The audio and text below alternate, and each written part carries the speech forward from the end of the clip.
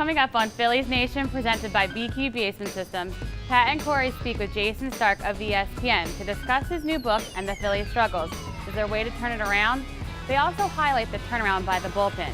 Tommy Green joins us on the mound, and I've got the batters in box questions. So stay put. Phillies Nation starts now.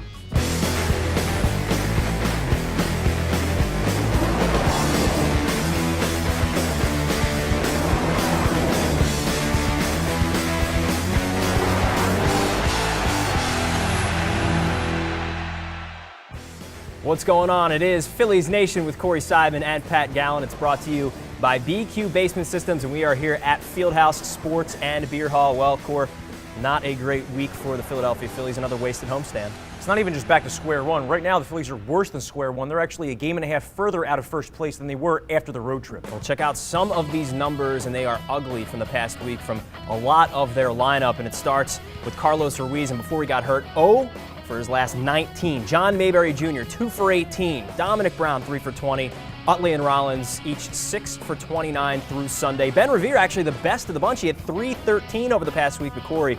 We are just not in very good shape here in Philadelphia with this team. Nobody's hot. I mean, everybody's going cold at the same time. As you mentioned, the only guy who's really producing at the plate right now is Ben Revere, and this was really when he was peaking last season as well before he hit the DL right before the All-Star break. But the Phillies, the fact that they scored 22 runs during that 8-game homestand, they just continue to – they can't do anything at home. They have a below a 300 on base percentage at home. They're 28th in baseball, third worst in baseball in on base percentage, in slugging percentage, and in runs per game at Citizens Bank Park, which just defies logic. This is a bandbox. Yeah. You would think that if the Phillies were struggling at home so much, 18 and 27 through 45 games, that it would be pitching based, that these other teams would be coming in and making CBP look small, but that's not the case. The Phillies have a ERA just over 3 at home, and they still can't win games. Those home struggles are a big problem. Only 18 wins through Sunday at home. Where does it lie? Where is the problem? Why are they having so much trouble at home winning baseball games? They're supposed to have that advantage, and they just have none. I mean, we've heard a lot that it's mental, maybe guys feeling some pressure, and I guess to a certain extent it is, but it's also that the Phillies have played a lot of good teams at home. I mean, they faced the Brewers 4 times at home. They faced the Braves 7 times at home. They faced the Rockies when the Rockies were hot at home, the Dodgers. So, I mean, the combined winning percentage of all the teams the Phillies have lost series to at CBP is over 530. So they've played good teams, and that also goes a long way in it. They're just facing teams that are better than them. All right, also this week, we had the honor of catching up with ESPN national baseball writer Jason Stark. He's also my co-host on the radio side on 97.5 The Fanatic. And of course, Jason has some interesting things to say about the Philadelphia Phillies and his new book. It's called Wild Pitches. Check it out. Pat and Corey out here at the Green Parrot to talk to this guy right here. You know him. His name is Jason Stark from ESPN.com. He's got a new book out. It's called Wild Pitches. Jason, we appreciate the time. Thanks for hanging out with us. What's happening, boys? Not too much. Well, let's ask you first about this great book, Wild Pitches, and it's obviously you're a national writer, so there's a lot of great national stories in it, but is a good chunk of it that's dedicated toward the Phillies. Right. I mean, it's not a Phillies book. It's not a Philadelphia book, but I am a Philadelphian. I would like to sell the book to Philadelphians. So there is a whole chunk of it about Philadelphia baseball. There's a remembrance of the vet in this book. Can't go wrong with that. Sure. Lighthearted look at the 10,000th loss, one of Philadelphia's favorite things ever. Right? Don't want to bring that up. We love that sort of thing.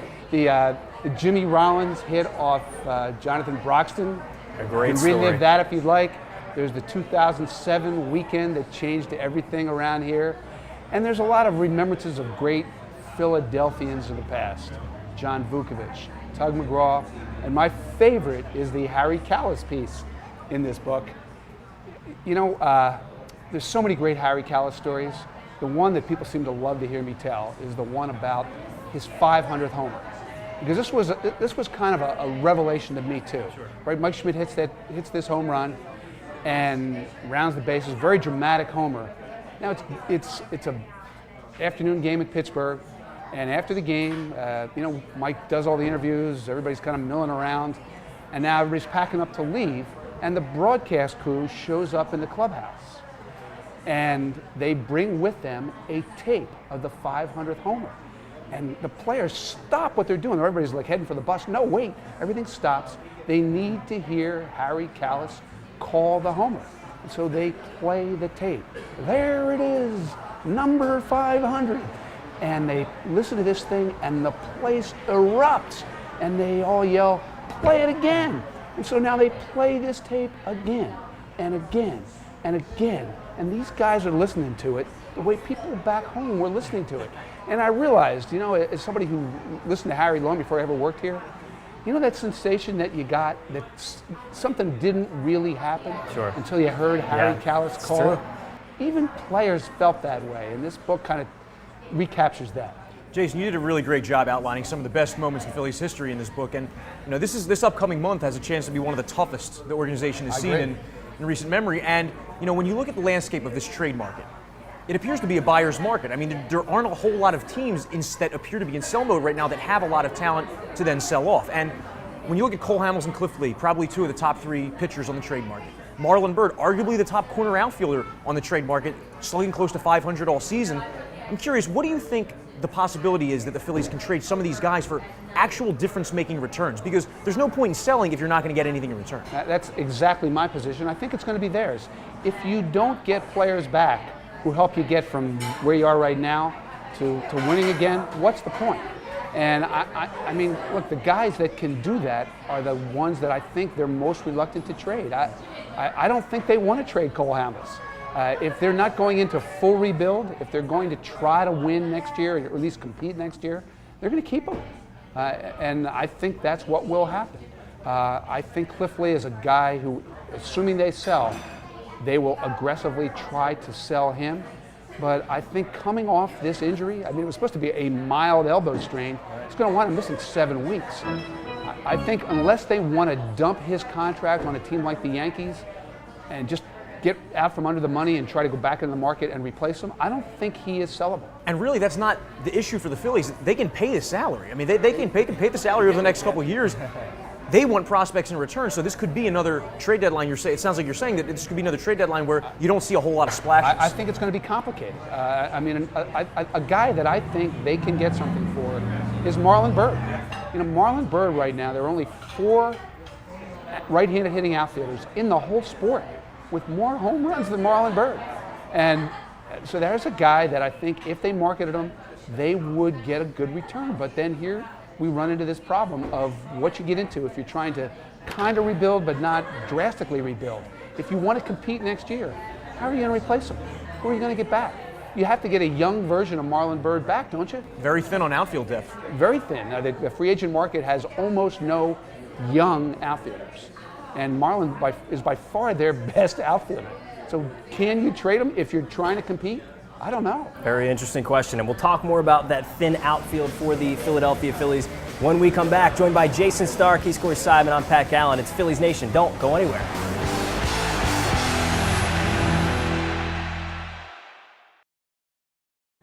Welcome back to Phillies Nation. Pat Gallen, Corey Simon, and the one and only Jason Stark from ESPN.com. And Jason, we were talking about the outfield before we hit the break. And one guy who's really struggling this year, obviously, is Domonic Brown. And the problems he's having this season are they're numerous. They're all over. It's not just offensively, it's defensively. But realistically, what can they do about Domonic Brown? We know that the outfield depth within the organization is thin. They just had to go out and sign Grady Sizemore. There's a possibility that he might play a big role with this team moving forward. What can they do about Domonic? Well, I think Domonic Brown has reached the point where trying to resurrect him in Philadelphia is not working. So plan A would be, you know, hopefully he has a good week and somebody wants to trade for him, and you trade him for somebody similar, another change of scenery candidate somewhere else, somebody with tools who hasn't panned out where he is. That'd be plan A. I don't know if plan A is going to happen. So to me, plan B is you've got to send him out and let him work on his swing, try to retool that, work on his whole state of mind somewhere else. Look, right now, everything he does, that fan base is all over him. And this is a tough place, man. I've lived here a long time. I know you guys have.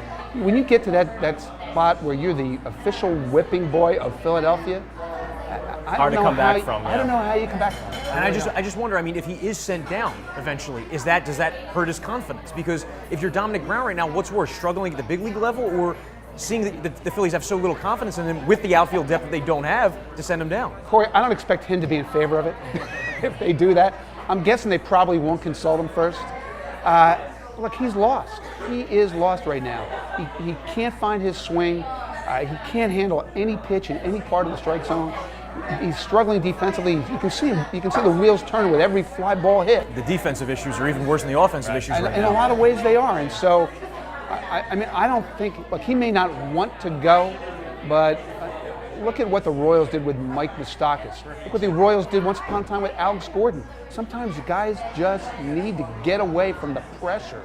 And like at some point, when the fog lifts, he'll realize why he's there. And I think they've got to try that. We shall see what happens with Domonic Brown and with the Phillies outfield. Grady Sizemore, like I said, could play a sizable role moving forward, but we will see. And now we go to a segment that we like to call By the Numbers. It's very much like our radio segment that we call Wild Pitches, where we come up with some fun numbers, and you are the master of numbers, Jason. So what do you have for us this week for By the Numbers? Let's start with this one. Sunday, we saw something, Pat, we have not seen in a long, long, long time. The leadoff man, Ben Revere, got 3 hits and scored 0 runs. The number 2 hitter, Jimmy Rollins, got 3 hits. How many runs did he score? None. That'd be none. So your leadoff man and your number 2 hitter got 3 hits, and neither of them scored a run. And because I'm a sick man, I had to know the last time this happened. And so I can now report that it's been since 1949 since the Phillies had a game where the leadoff man and the number 2 hitter both got 3 hits, didn't score a run. That would be Richie Ashburn and Granny Hamner did it the last time. That seems almost impossible. And it's hard to do. Equally impossible is that from Sunday, Matt Carpenter, his first 3 at-bats against Clayton Kershaw, singles in each of them. Yep. First left-handed batter ever to have 3 hits in a game off Clayton Kershaw, a guy who came into that game with a 143 opponent's batting average against lefties. And that leads into my second by the numbers, which is Kershaw extended his scoreless streak to a major league high 28 innings. Right. Second and third on that list, active in all of baseball, Mario Hollins with 18 straight. His ERA is down to 2.10, right. And Justin DeFreitas at 17 innings. I can't think of any list where you would go Kershaw, Hollins, DeFreitas, but that's one of them. It's an excellent little tidbit. I like that a lot. How about for you? What's your last one? Well, one more from me. Chase Utley hit a walk-off the other day. Walk-off home run against the Marlins. This is incredible. His last walk-off was 8 years ago in 2006. So, as I mentioned, I'm a sick man. I looked up every Phillies walk-off homer in between Chase Utley walk-offs. There were 22 of them. Reed Briniak hit a walk-off. Brian Schneider hit a walk-off. Freddie Galvis hit 2 walk-offs, and Chase Utley hit 0. But that stat is now defunct because he's gone deep. Incredible stuff there, Jason. And he is Jason Stark from ESPN.com. And make sure that you check out this book. It's called Wild Pitches. Go out there and get it. Jason, we appreciate the time. Thanks. Great to be here, guys. Thanks. Let's send it back to the Fieldhouse. How about that Jason Stark? Isn't he incredible with all those numbers and all that information? The absolute best. Let's give some information of our own. It's fantasy baseball, and it's, of course, brought to you by DraftStreet.com. It's the future of fantasy sports.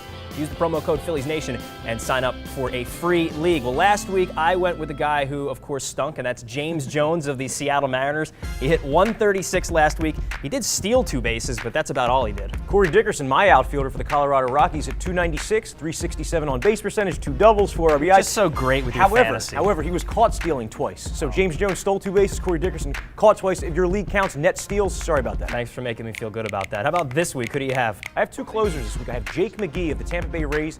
Has not officially been named the Rays closer, but Grant Balfour has struggled all year.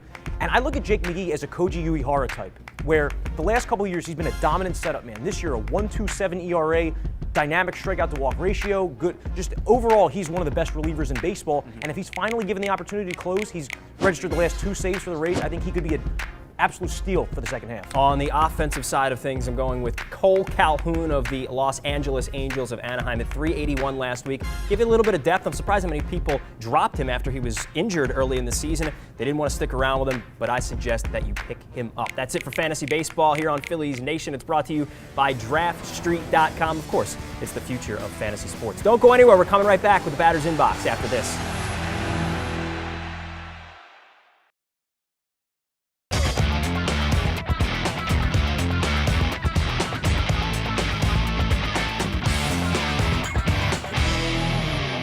Welcome back to Phillies Nation, presented by BQ Basement Systems. We're here at Fieldhouse Sports and Beer Hall, and it's time for our Batter's Inbox questions. Guys ready? Yes. Always ready. Absolutely. Our first question, which MLB pitcher, past or present, would you most like to face and least like to face? Corey? I love this question, and I'm going to pick Barry Zito for who I'd most like to face. The left-hander who didn't really strike anybody out. Nothing was overly hard. The fastball was in the low 80s. The curveball was his bread and butter, but it was a slow hook, so it would give a right-handed batter more than enough time to decide whether or not to swing at it. And he's a guy who was not around the plate a lot, but when he missed, it was on the edges, so it didn't make you uncomfortable, and that ties into my guy that I would least like to face, and that is Carlos Marmol. Still active, believe he's with the Marlins now, former Cubs closer. Just feels like such an uncomfortable at bat when you watch him. I mean, he's a guy who at any given moment could be missing toward the backstop at your head, and then the next pitch will be right down the middle. And he has dynamic stuff, and he's still, I mean, his stuff is some of the best in baseball. He just can never control it, but I would not want any part of Carlos Marmol. Those two are pretty good. The guy that I'm going to go with that I would most like to face, and it's kind of odd because he's one of the best pitchers of all time, and that's Greg Maddux. But you always saw Greg Maddux go 88 to 90 miles an hour, and you probably thought if you're in the box, I can hit him. I swear I can hit this guy. But just to see him overpower you with not so overpowering stuff, I think is pretty impressive, and I'd love to see that from standing in the batter's box. A guy that I wouldn't want to face, and as a left-handed batter myself, that's Randy Johnson. You saw what he did to John Kruk in the All-Star game back in '93. I would not, and sort of along the same lines as a guy like Carlos Marmol, he's a little bit better with his control, Randy Johnson, but you never know if it's going to come at your head, and he's never afraid to throw inside, or at least he wasn't. So I would go Randy Johnson, least like to face, and Greg Maddux, kind of crazy, but I'd most like to face him.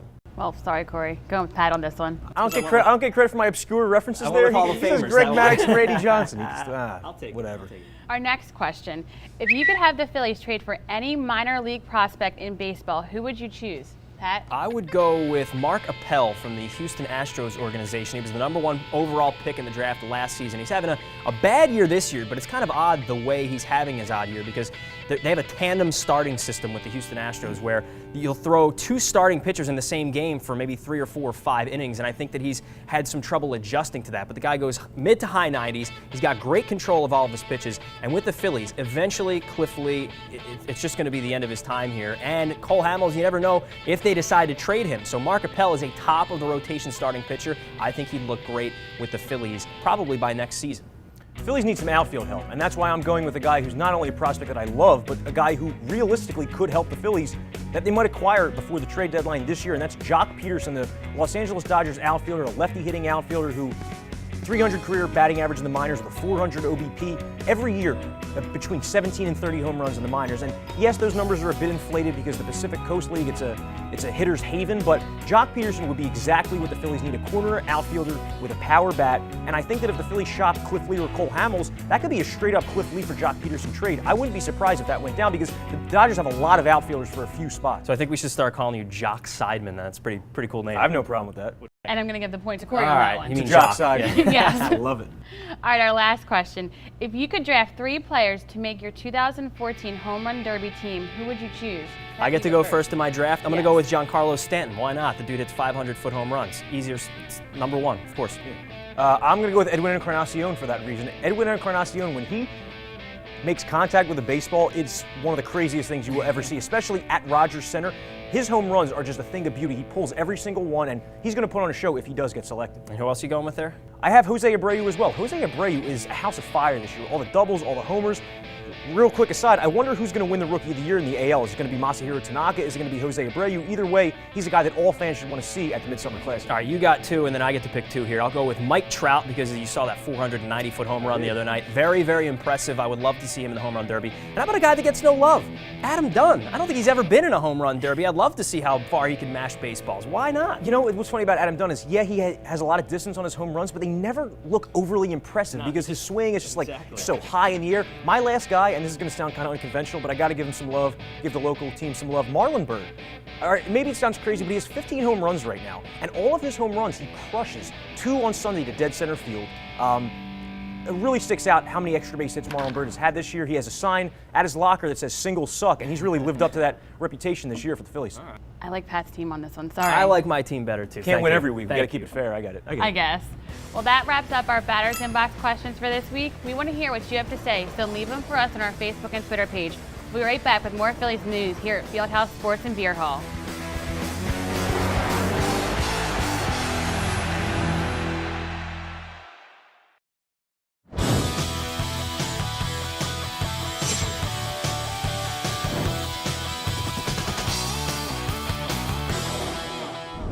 Hi, I'm Tommy Green. Today we're going to talk about pitch selection to a batter. And that's a pretty broad subject. To be in the big leagues, to get to that level and stay there, you have to be able, as a pitcher, to be able to throw an off-speed pitch behind in the count for a strike at any time. I mean, you have to be able to do it. And that's something that I had to learn because I didn't have that breaking ball or that off-speed pitch coming out of high school. And through the minor leagues a lot. But to get in the big leagues and stay there, I had to incorporate that or learn that. It was a learned trait for me to accomplish that. That way the hitter cannot zero you down. You've got to be able to throw that pitch behind in the count for a strike to keep him honest. That way he's not sitting on your fastball all the time. No, it doesn't make you have to be perfect. You know, to hit corners all the time. You can get away with a little more things up and down out of the zone. They can chase things. If they see another pitch, they can't sit on. The hitters are, you have to adjust, to the hitter sometimes because you see them adjusting to you. It is a game of adjustments.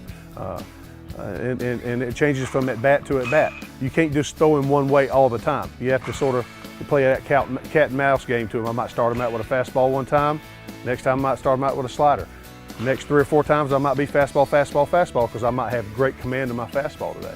But you got to read yourself each day and trust in what you do. You got to be able to throw that pitch behind in the count for a strike though. Thank you, Tommy. Always entertaining on the mound with Tommy Green. And now we go to the Phillies minor leagues, and they just picked up recently Grady Sizemore, and he could give the Phillies a little bit of outfield depth at the major league level, but his injury history definitely a concern. I want you to take a look at this board that we have showing all the injuries that Grady Sizemore has had since 2009. 2009, multiple surgeries, elbow and abdomen. 2010, microfracture surgery on the left knee. A couple of years later, microfracture surgery on the right knee. And all of these are major surgeries. Yeah. Back, elbow, abdomen, sports hernia. Completely fell apart. It's really a shame because in his prime, Grady Sizemore was a 30-30 guy who could hit close to 300 with terrific plate discipline.